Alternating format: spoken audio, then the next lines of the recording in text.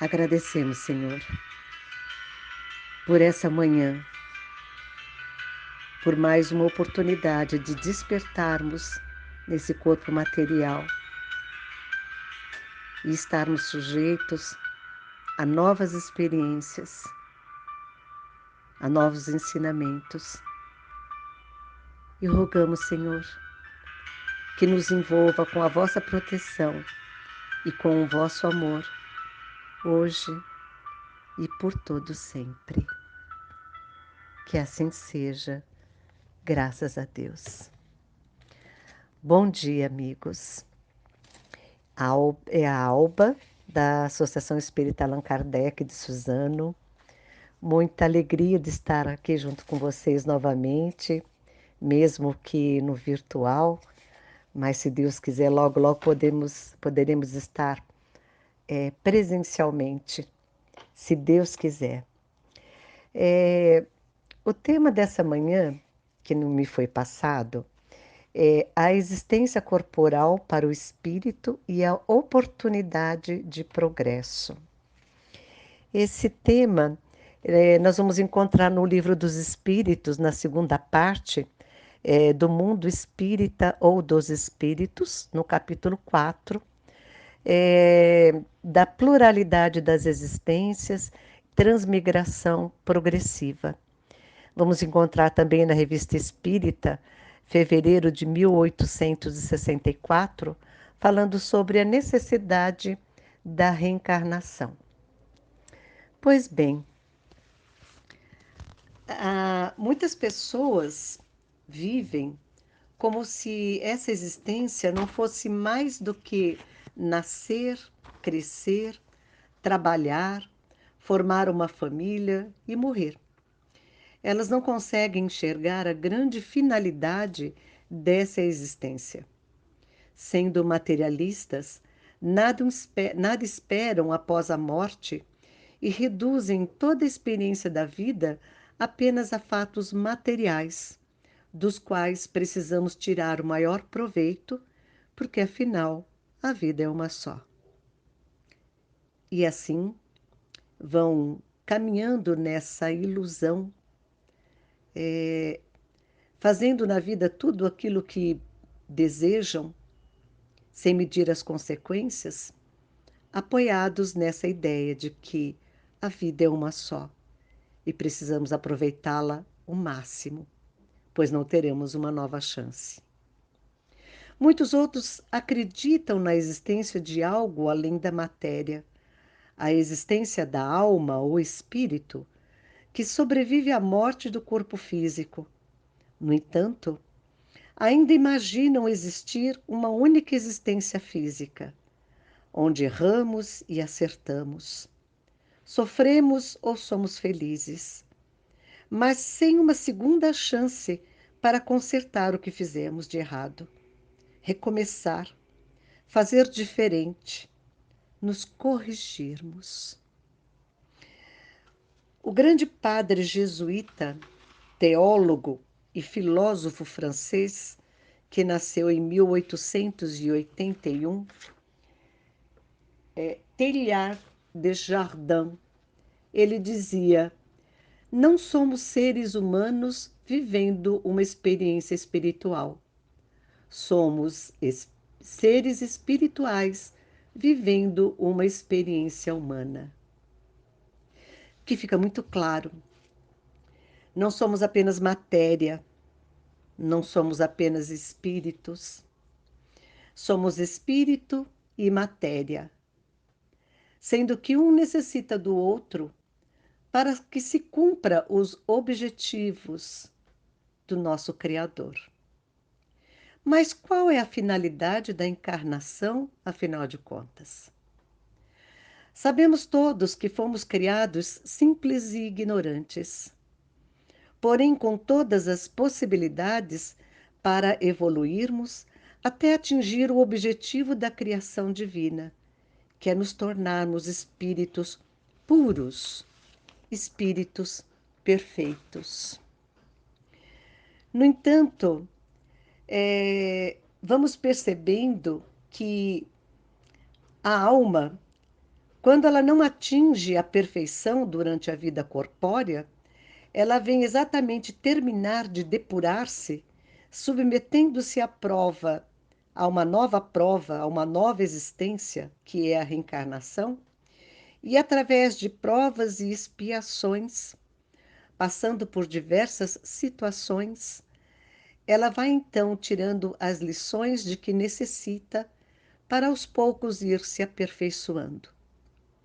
Sabemos que as nossas imperfeições são muitas, são inúmeras, e, como bem diz no Livro dos Espíritos, exatamente a maior chaga da humanidade é o egoísmo, e vem do egoísmo todas as outras nossas imperfeições. No entanto, é, nos depurarmos destas imperfeições, conseguirmos eliminar o egoísmo do nosso ser, não é possível em uma única encarnação. Sabemos que uma única existência não é o suficiente para reparar, muitas vezes, pequenas imperfeições. Ainda tropeçamos e erramos e continuando caindo nos mesmos erros. Se torna meio que um vício, continuando errando pelas mesmas razões. Por isso, se faz necessário muitas outras existências para que aos poucos possamos ir nos aperfeiçoando e eliminando estas nossas imperfeições. É a tal da reforma íntima, que nós sabemos ser bem dolorosa, porque a necessidade da reforma íntima ela se faz a partir do momento em que eu consiga perceber os meus próprios erros, os meus defeitos, e neles reconhecer os motivos para os meus sofrimentos.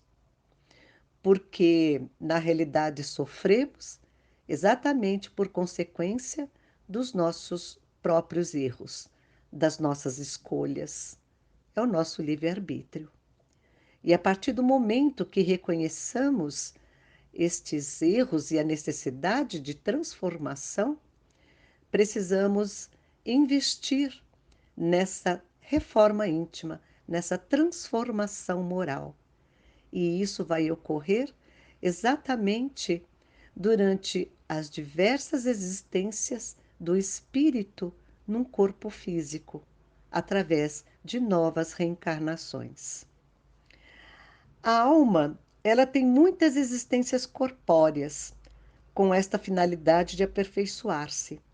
Não existe um limite para estas encarnações, uma vez que cada qual progride no seu próprio tempo, através das escolhas que vai fazendo ao longo de suas existências. Alguns conseguem superar determinadas dificuldades e se renovar com mais facilidade. Outros, infelizmente, se demoram muito pelo caminho. Existe uma resistência muito grande nessa transformação e, portanto, se demoram mais pelo caminho, sendo então necessário um número maior de reencarnações. E vamos encontrar exatamente nessas reencarnações a grande prova da justiça divina. Sabemos que Deus é Pai, soberanamente justo e bom. E a partir do momento que acreditamos neste Pai soberanamente justo e bom, teremos que forçosamente acreditarmos na justiça das reencarnações. Porque senão, como explicarmos que alguns nascem e têm uma vida tão privilegiada, nascidos em berço de ouro, com todas as facilidades, bons estudos, uma boa família, um bom emprego, e desfrutam toda uma vida de facilidades, de felicidade. enquanto que outros nascem em miséria absoluta, em pobreza absoluta, vivenciando as maiores dificuldades que um ser pode enfrentar, sofrendo violências, sofrendo tantas tristezas, tantas decepções. Outros que já nascem com seríssimos de saúde de uma forma inexplicável, porque já desde a primeira infância apresentam problemas físicos muito complicados e de difícil compreensão até. Por exemplo, como explicar que algumas crianças já nasçam com problemas tão grandes no fígado que é necessário, inclusive, um transplante de fígado ainda na primeira infância? Como explicar aquelas crianças que já nascem com uma propensão a doenças que vão degenerando pulmão, coração, intestino?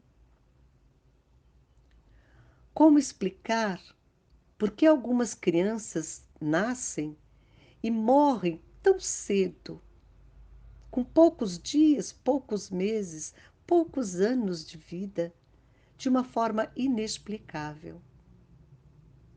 Se Deus é este Pai soberanamente justo e bom, por que estaria Ele privilegiando alguns e condenando a outros a tanto sofrimento? Apenas a lógica, a razão, a compreensão através das diversas existências é que vão nos fazer compreender os motivos para tantos tormentos, tantos sofrimentos. Isso faz parte dessa justiça divina.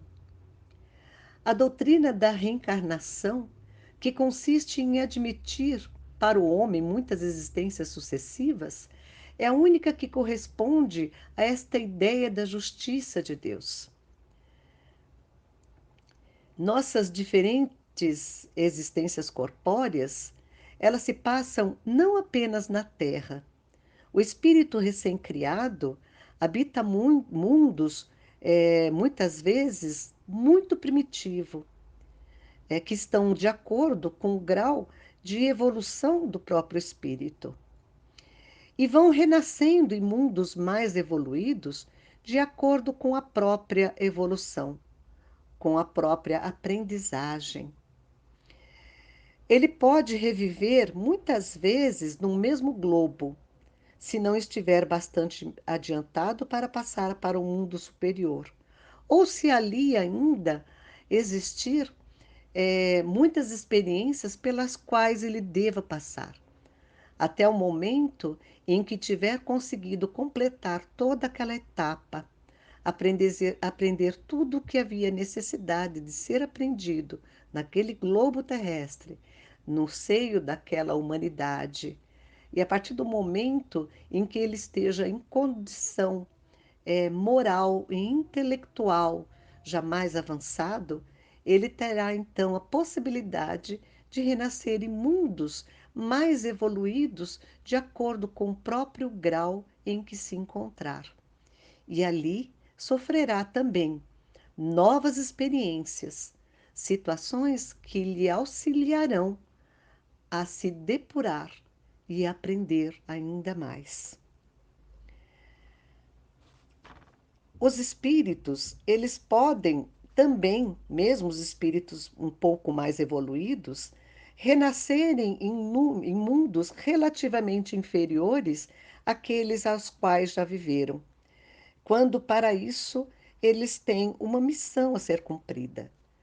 E esta missão, ela tem como objetivo o auxílio para o progresso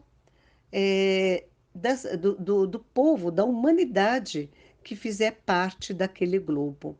Então, esse espírito, ele se prontifica a renascer nestes mundos, muitas vezes mais primitivos, que estão inferior ao seu estado evolutivo, mas que ele se propõe em caráter de missão. ele vem para trabalhar pelo progresso dos demais. Nós vamos encontrar ainda no Livro dos Espíritos, na questão 175A, a seguinte questão: não seria melhor continuar como espírito? E os espíritos respondem: não, não. Ficar-se-ia estacionário, e o que se quer é avançar para Deus.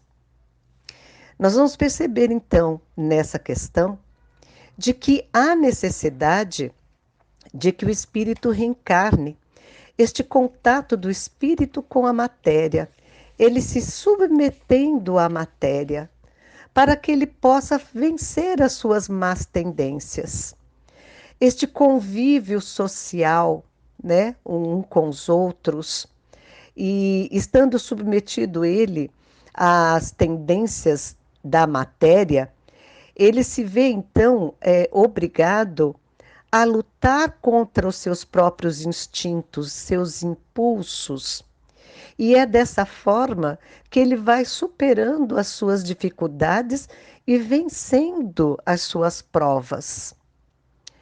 É lógico que, como possuímos o livre-arbítrio, o espírito, por sua opção, ele pode permanecer estacionário na mesma fase de evolução, ou seja, acomodar-se e não aproveitar o momento da sua encarnação, as situações que lhe são apresentadas, para o próprio progresso.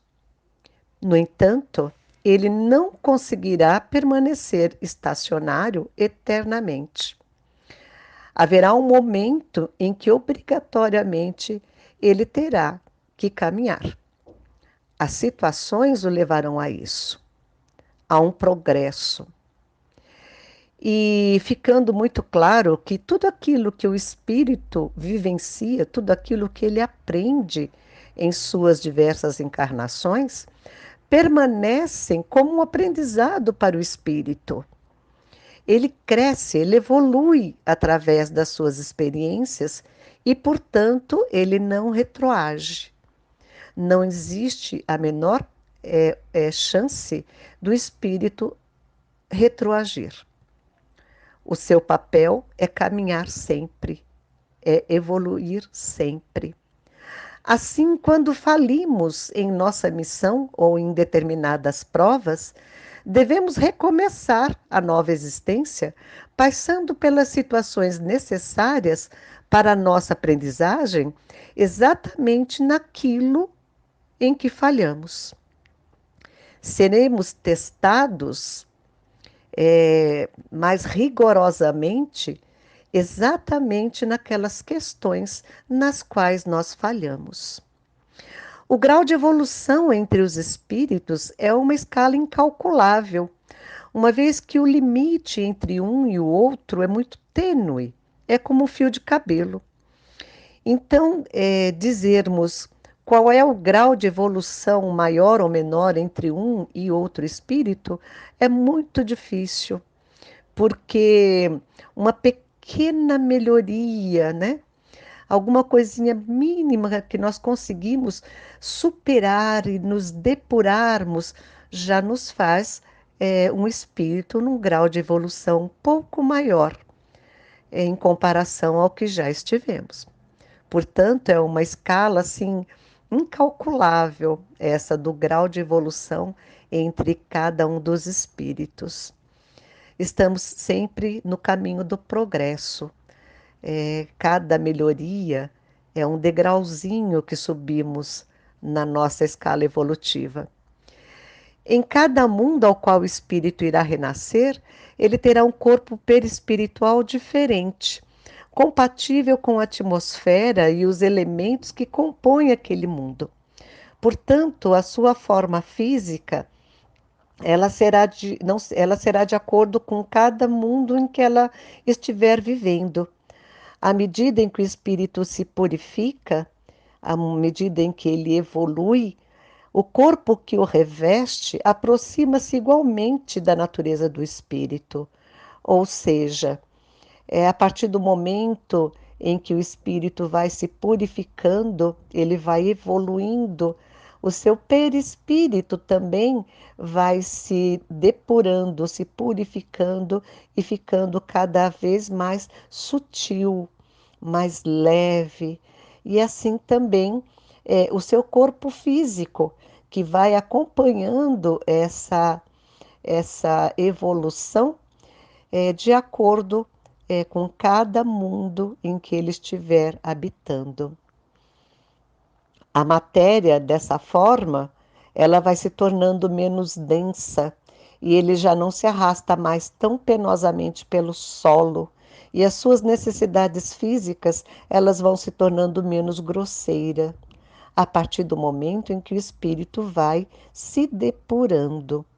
E nós vamos percebendo, inclusive, é, na Terra, no contato com diversos espíritos, diversas pessoas que nos rodeiam, e de acordo com a sua evolução moral e intelectual, de acordo com a sua sensibilidade, percebemos hábitos menos grosseiros, mais delicados, mais sutis, inclusive na própria alimentação.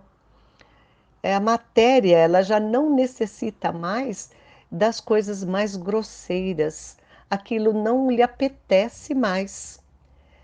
O espírito vai aos poucos abandonando determinadas necessidades, a partir do momento em que ele vai, então, se aperfeiçoando, evoluindo.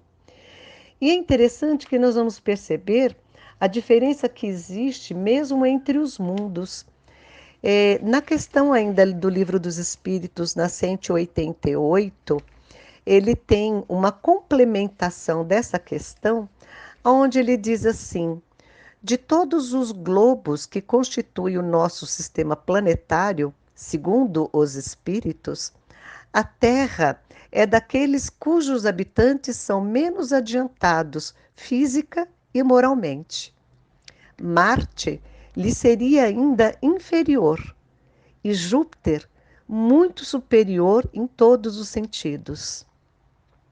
O Sol não seria um mundo habitado por seres corpóreos, mas um lugar de encontro de espíritos superiores, que de lá irradiam seu pensamento para outros mundos, que dirigem por intermédio de espíritos menos elevados, com os quais se comunicam por meio do fluido universal. Olha que interessante, né?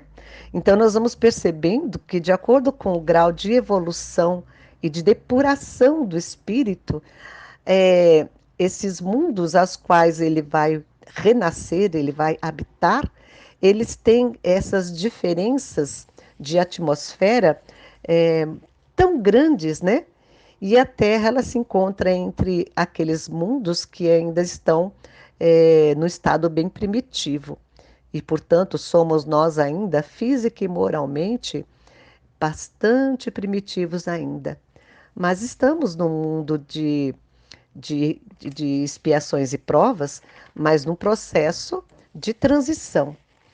A partir do momento em que nós formos nos depurando e através das experiências que passamos na carne, né, sob a influência da matéria, superando as dificuldades que nos são colocadas, aos poucos nós vamos auxiliando a transformação do próprio orbe terrestre. Através da nossa melhoria, do nosso padrão vibratório, nós vamos transformando também o padrão vibratório da Terra. E aos poucos, este mundo, ele vai se tornar um mundo de regeneração. A partir do momento que toda a humanidade esteja transformada.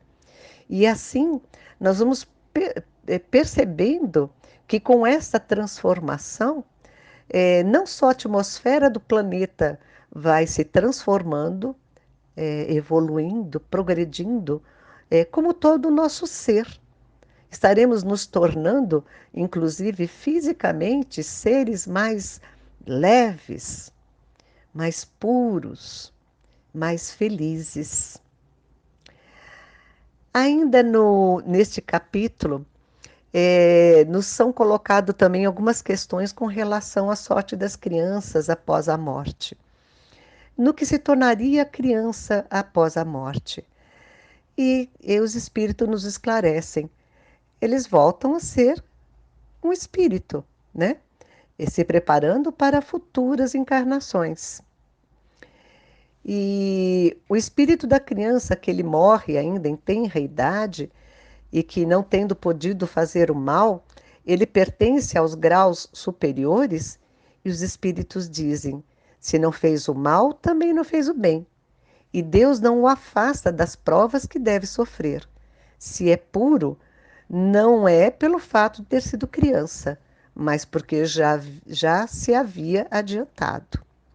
Então, nós nos iludimos muito com relação da matéria, porque analisamos a criança pela sua forma física, pelo seu corpinho, né, infantil. Mas esquecemos de que este corpo material dessa criança, nele muitas vezes habita um espírito muito mais antigo do que o dos próprios pais. Muitas vezes espíritos bem mais evoluídos do que o dos próprios pais, porque já estiveram em muitas outras reencarnações anteriores, tendo tido a oportunidade de passarem por inúmeras situações, provas, expiações, e que trouxeram conhecimento muito maior a essa criança. Então, a parte material, o físico, é uma mera ilusão nossa. Julgarmos o espírito pela sua aparência física. Nos enganamos quando assim agimos. Sabemos também, nesse capítulo, vamos estudar, de que o espírito não tem sexo. Na realidade, o sexo ele está relacionado à matéria orgânica.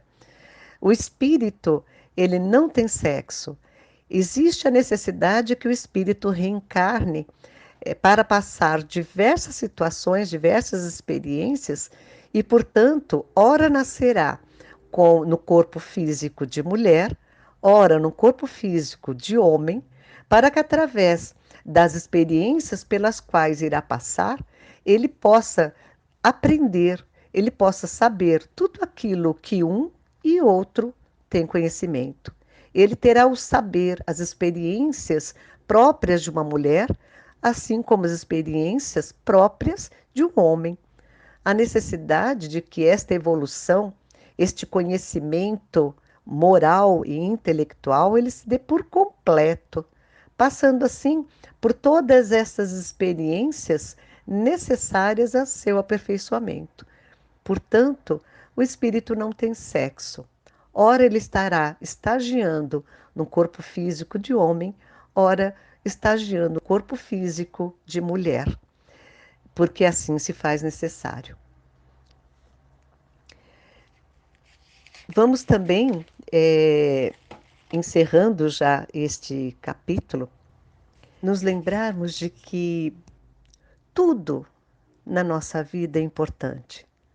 Todas as nossas experiências são importantes, sejam elas dolorosas ou felizes, sejam elas através dos erros que cometemos, porque muitas vezes aprendemos com os próprios erros, sejam quais forem as experiências pelas quais passamos, que tenhamos a certeza que tudo caminha para o nosso próprio bem. Que a partir do momento que soubermos aproveitar a grande oportunidade de estarmos encarnados e fazermos o melhor uso possível dessa existência, estaremos acelerando o nosso processo de aperfeiçoamento e dessa forma conquistando mais rapidamente os nossos momentos de felicidade, de plenitude, porque na realidade só conheceremos a felicidade real a partir do momento em que nós nos tornarmos verdadeiramente espíritos puros e assim pudermos desfrutar dos mundos mais perfeitos ao lado dos nossos amigos, companheiros que já conseguiram ultrapassar estas barreiras tão difíceis e dessa forma já se encontram em mundos mais felizes. E que Jesus possa estar ao nosso lado, nos auxiliando e nos conduzindo a este caminho, hoje e por todo sempre. Fiquem com Deus.